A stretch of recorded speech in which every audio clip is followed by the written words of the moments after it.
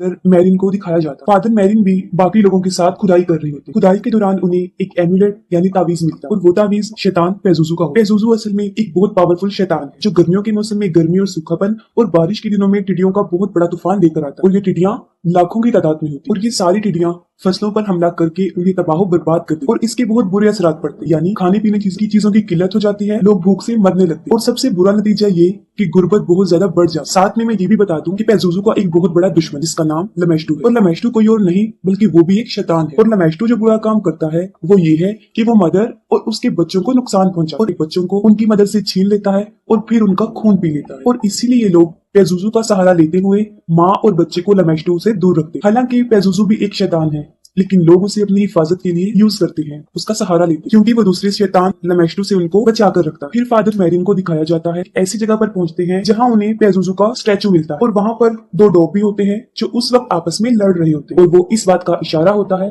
कि दो शैतान आपस में लड़ रहे हैं, दोनों शैतान यानी पेजुजू और लमेस्टू। इसके बाद जॉर्ज टाउन दिखाया जाता है और वहां पर क्रिस मैकनील को दिखाया जाता है जो मूवी में एक एक्ट्रेस का रोल प्ले कर रही है और अपने डायरेक्टर वर्क की एक मूवी जो स्टूडेंट्स के ऊपर बनाई गई है उसमें काम कर रही है। क्रिस की एक 12 साल की बेटी रीगन होती है। क्रिस एक बहुत फेमस एक्ट्रेस होती है जिसके पास शोहरत, दौलत, दुनिया की हर चीज होती है। नेक्स्ट सीन में दिखाया जाता है कि दोनों माँ और बेटी एक दूसरे के साथ होती है। क्रिस को अपनी बेटी के टॉयज में एक ओजा बोर्ड मिलता है। क्रिस अपनी बेटी से उस बोर्ड के बारे में पूछती है जिस पर वो जवाब देती है कि मैं अक्सर इससे खेलती हूँ। क्रिस उसे कहती है ये गेम अकेले खेलने वाली नहीं है, जिस पर वो जवाब देती है कि मैं इस गेम को अकेली नहीं खेलती, मेरे साथ कैप्टन होडी भी इस गेम को खेलते। क्रिस उसे कहती है कि चलो अब हम दोनों खेलते हैं और तुम मुझे बताना कि इसे कैसे खेला जाता है। जब वो खेलने के लिए उस बोर्ड के पास जाती है तो वो खुद ब खुद उससे कहीं दूर चला जाता है। इस चीज को क्रिस मजाक में लेती है और वो मजाक में अपनी बेटी से कहती है कि मुझे ऐसा लग रहा है कि तुम मेरे साथ ओजा बोर्ड नहीं खेलना चाहती। इस पर उसकी बेटी उसे जवाब देती है कि मैं नहीं, कैप्टन हाउडी ये चाहते हैं कि तुम इस गेम को ना खेलो। क्रिस उसकी इस बात को सीरियस नहीं लेती और मजाक समझती। फिर दिखाया जाता है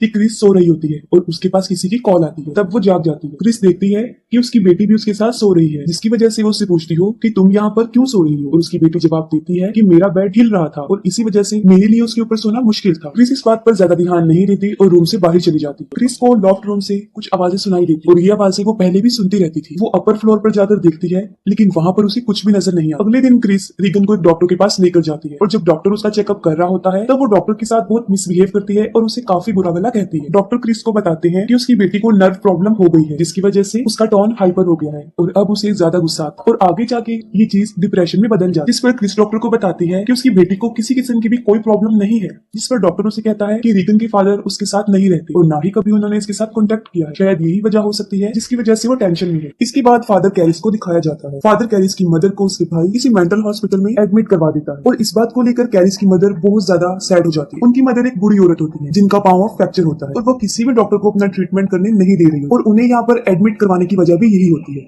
फादर कैरिस ये चाहते थे कि अपनी मदर को इस हॉस्पिटल से निकाल के किसी अच्छी हॉस्पिटल से उनका ट्रीटमेंट करवाए लेकिन वो ये अफोर्ड नहीं कर सकती। फिर उनकी मदर की डेथ हो जाती है और वो बहुत ज्यादा सैड हो जाती है। क्रिस अपने घर में एक पार्टी रखती है और पार्टी के दौरान उसकी बेटी वहां पर आ जाती है। वहां पर मौजूद वो एक गेस्ट से कहती है कि उसकी डेथ इसी घर के ऊपर वाले फ्लोर में हो और इसी दौरान वो वहीं खड़ी खड़ी यूरिन कर देती है। वो सब कुछ देखकर लोग शॉक हो जाते हैं। क्रिस रीगन को नहलाकर उसे उसके बेड पर लेटाकर जैसे ही वापस आती है उसके जाते ही उसका बेड तेजी से हिलना शुरू कर देता है जिस पर रीगन काफी चिल्लाना शुरू कर देती है। क्रिस भी ये सब कुछ देख रही होती है लेकिन उसे कुछ समझ नहीं आ रही होती कि आखिर ये क्या हो रहा है। क्रिस उसे दोबारा से डॉक्टर के पास लेकर जाती है और डॉक्टर फिर उसके ऊपर बहुत सारे टेस्ट करते हैं और उसे बहुत सारी तकलीफों का सामना भी करना पड़ता है लेकिन उसके सारे टेस्ट बिल्कुल नॉर्मल होते हैं, वो बिल्कुल ठीक है, उसे कोई बीमारी नहीं। दिन ब दिन रीगन की तकलीफ में इजाफा हो रहा था और अब तो कोई उसे उठाकर हवा में उछालकर बेड पे फेंक देता था और उस वक्त रीगन सिर्फ यही चिल्ला रही होती है कि मुझे बचा लो वरना मैं मर जाऊंगी। लेकिन क्रिस कुछ भी नहीं कर पाती और देखते ही देखते रीगन पोजेस हो जाती है और डॉक्टर के कंट्रोल से भी बाहर हो जाती है। वो उसे नींद का इंजेक्शन देकर गहरी नींद सुला देता है। क्रिस जब डॉक्टर से घर वापस आती है तब उसे पता चलता है कि उसकी डायरेक्टर बर्क छत से गिरकर मर गए हैं और उस वक्त बर्क रीगन के पास ही होता है। वो इसलिए होता है ताकि वो अकेली ना रहे।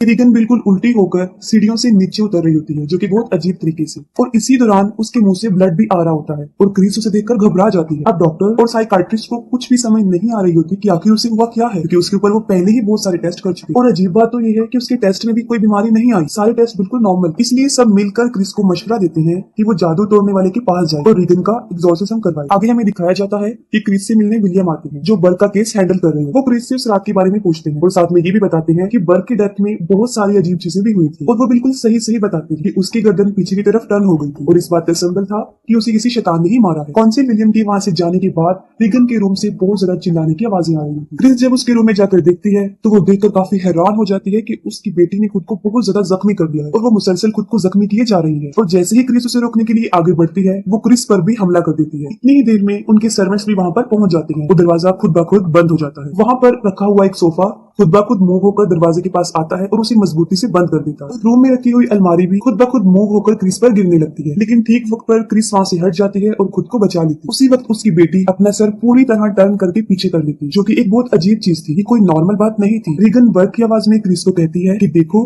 तुम्हारी कैरेक्टरलेस बेटी ने मेरे साथ क्या किया है। ये सुनकर क्रिस फौरन समझ जाती है कि बर्ग को भी उसी शैतान ने ही मारा और रीगन पर किसी शैतान का बहुत बुरा साया है। और रियलिटी भी यही होती है, रीगन को किसी शैतान ने पोजेस कर लिया होता है। जब क्रिस को इस बात का पता चल जाता है तो वो फादर कैरिस से मिलती है और वो रिक्वेस्ट करती है कि वो उसकी बेटी पर एग्जॉर्सिज्म करे। लेकिन फादर कैरिस पहले तो इस बात के लिए मना कर देते हैं, लेकिन क्रिस के बहुत ज्यादा इंसिस्ट करने पर वो इस बात के लिए एग्री हो जाते हैं। जब फादर कैरिस रीगन के पास जाते हैं उस वक्त वो शैतान बुरी तरह रीगन के ऊपर हावी हो चुका होता है और रीगन का शैतान कैरिस की मदर की डेथ के बारे में उसे बहुत ज्यादा इरिटेट करता है। वो सोचता है कि रीगन को मेरी मदर की डेथ के बारे में कुछ भी नहीं पता था और उसने बिल्कुल सही बताया है, तो उसे इस बात का यकीन हो जाता है कि क्रिस बिल्कुल ठीक कह रही है। लेकिन यहाँ पर मसला ये था कि एग्जॉर्सिज्म के लिए चर्च से परमिशन लेना पड़ती है, जिसके लिए चर्च को ये प्रूफ देना होता है कि जिसके ऊपर एग्जॉर्सिज्म करने वाले हैं उसके ऊपर वाकई ही किसी शैतान का साया है। रीगन की बॉडी पर ये भी लिखा होता है हेल्प। रीगन की कुछ बातों का कैप्चर होना और क्रिस का फादर कैरिस को ये बताना कि बर्ग की डेथ भी ऐसे ही हुई है, ये जानते ही फादर कैरिस को इस बात पर मुकम्मल यकीन आ जाता है कि वाकई ही रीगन को किसी शैतान ने पोजेस कर लिया है। फादर कैरिस रीगन की रिकॉर्ड की हुई आवाज को सुनते हैं और उस रिकॉर्डिंग में वो फादर मैरिन का भी नाम ले रही होती है। दूसरी तरफ फादर कैरिस चर्च से एग्जॉर्सिज्म करने की परमिशन तो ले लेते हैं, लेकिन चर्च उनके साथ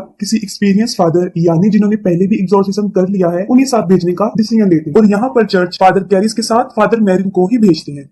फादर मैरिन जब उन लोगों के घर पर जाते हैं तब उन्हें रीगन की चीखने की बहुत भयानक आवाजें आती। फादर मैरिन फादर कैरिस को कहते हैं कि उन्हें फौरन ही एग्जॉर्सिज्म स्टार्ट कर देना चाहिए और फिर उनका एग्जॉर्सिज्म स्टार्ट हो जाता है। जैसे जैसे एग्जॉर्सिज्म के प्रोसेस को आगे बढ़ाया जाता है रीगन बुरी तरह चिल्लाना शुरू कर देती है। वो चीखते हुए फादर कैरिस और अपनी मदर क्रिस को बुरी तरह अब्यूज करती है और इसके साथ ही उसका बेड बुरी तरह मूव करना शुरू कर देता है और उनकी नजरों के सामने ही खुद ब खुद बेड उठकर हवा में चला जाता है। लेकिन वो एग्जॉर्सिज्म को नहीं रोकते, वो कंटिन्यू ही रखते हैं और उसका बेड ही नीचे आ जाता है। अब वो शैतान अपनी शैतानी ताकत से चीजों को इधर उधर फेंकता है। फादर मैरिन को भी अब्यूज किया जाता है और रीगन के हाथ की सारी पट्टियां खुल जाती और रीगन हवा में उड़ जाती। दोनों फादर बड़ी मुश्किल से उसके ऊपर अपना कंट्रोल करके उसे नॉर्मल करते और इसी दौरान फादर मैरिन को शैतान पेजुजू का साया नजर आता है और यहाँ पर फादर कैरिस शैतान की बातों से बहुत दुखी होते हैं क्योंकि वो उनकी मदर की डेथ का रिस्पॉन्सिबल उसे ही समझ रहे थे। इसके बाद फादर कैरिस एग्जॉर्सिज्म स्टार्ट करते हैं और जैसे ही वो शैतान के पास जाते हैं वो उन्हीं की मदर की वॉइस में बोलता है और वो एक बार फिर ये ब्लेम करता है कि उनकी मदर को उन्होंने ही मारा है और उसी दौरान